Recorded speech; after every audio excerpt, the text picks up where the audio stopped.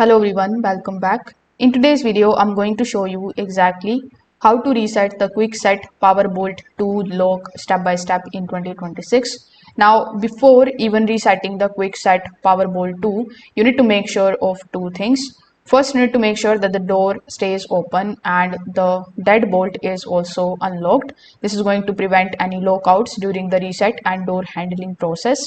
After doing so, you need to simply remove the inside battery cover from the lock, and when you open it, here you are going to see the battery compartment and you will see the reset button as well.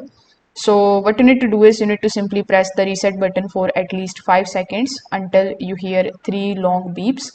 So when you hear this is going to restore the default master code, which is 0000, and the default user code, which is 1234, while deleting all the previous user codes and the settings. So that's how basically you can reset it. Thank you for watching.